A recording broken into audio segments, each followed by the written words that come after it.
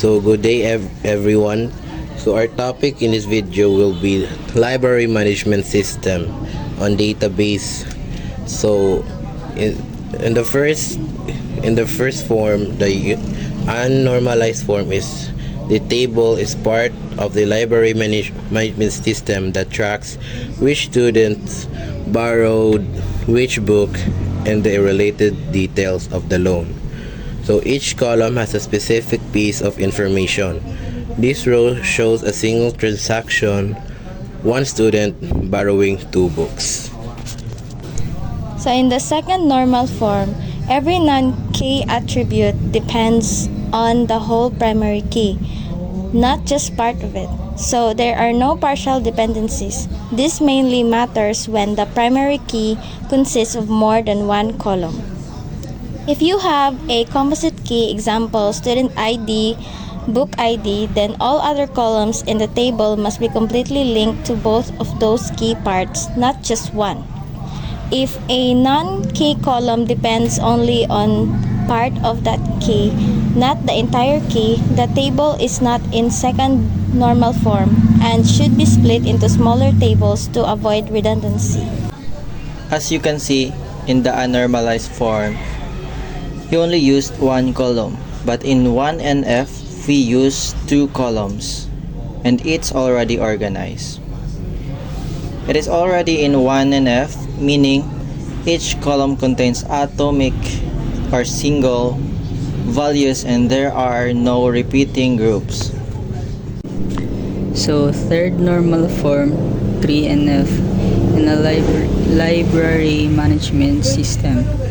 In third normal form 3NF, the database is designed so that each table stores only one type of information, and all non-key attributes depend only on the primary key, not on other non-key attributes.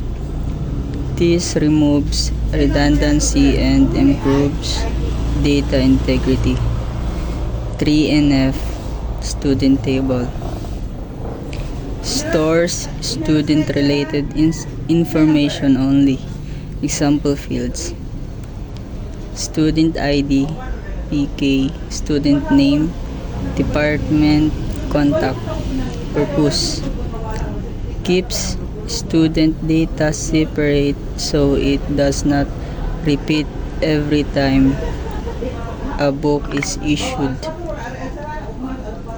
Second, 3NF author table stores author information only.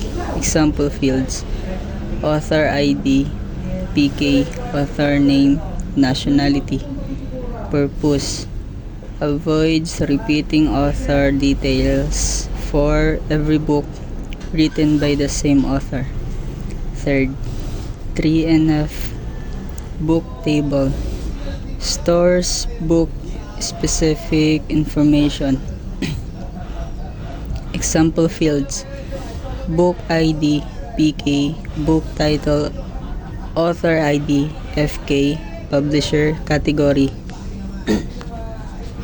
Purpose: links books to authors using a foreign key, ensuring author details are stored only once.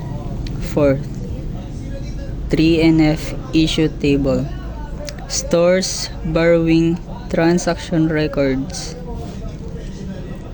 Example fields: issue ID, PK, student ID, FK, book ID, FK, issued date, return date.